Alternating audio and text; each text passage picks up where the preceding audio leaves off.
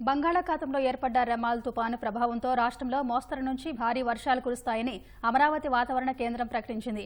ఈ తుపాను ప్రస్తుతం బంగ్లాదేశ్కు 440 కిలోమీటర్ల దూరంలో కేంద్రీకృతమై ఉందని వాతావరణ శాఖ సంచాలకురాలు స్టెల్లా వెల్లడించారు. తుపాను గంటకు 25 కిలోమీటర్ల వేగంతో కదులుతోందని, సోమవారం బంగ్లాదేశ్ తీరాన్ని తాకుతుందని తెలిపారు.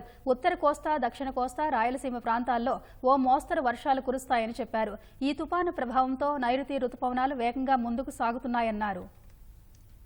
మధ్య ఈశాన్య బంగాళాఖాతంలో ఉన్న తీవ్ర వాయుగుండం ఉత్తర దిశగా గంటకి 17 కిలోమీటర్ల వేగంతో కదిలి ఈరోజు ఉదయం అదే ప్రాంతంలో కేంద్రీకృతమై ఉన్నది.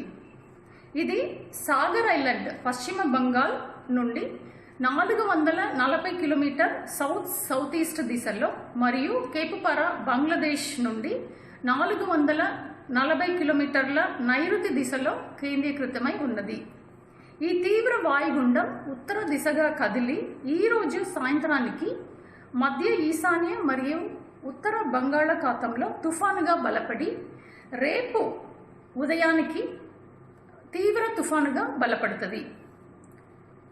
ఇది రేపు 26వ తారీఖు మే మధ్యరాత్రిలో తీవ్ర తుఫానుగా 110 నుండి 120 కిలోమీటర్, అత్యధికంగా 135 కిలోమీటర్ల వేగంతో బంగ్లాదేశ్ మరియు పశ్చిమ బంగాల్ కోస్తా ప్రాంతంలో సాగర్ దీవి మరియు కేపుపారా మధ్య తీరం దాటే అవకాశం ఉంటుంది.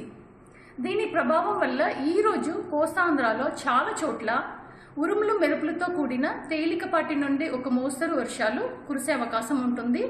రాయలసీమలో కొన్ని చోట్ల కురిసే అవకాశం ఉంటుంది. ఉత్తర కోస్తాంధ్రలో ఈరోజు ముఖ్యంగా కాకినాడ, అనకాపల్లి, విశాఖపట్నం, విజయనగరం, శ్రీకాకుళం మరియు అల్లూరి సీతారామరాజు జిల్లాలలో 1-2 చోట్ల భారీ వర్షం కురిసే అవకాశం ఉంటుంది. ఈరోజు మరియు రేపు మత్స్యకారులు వేటకి సముద్రంలోనికి వెళ్ళొద్దని హెచ్చరిక ఇవ్వబడినది.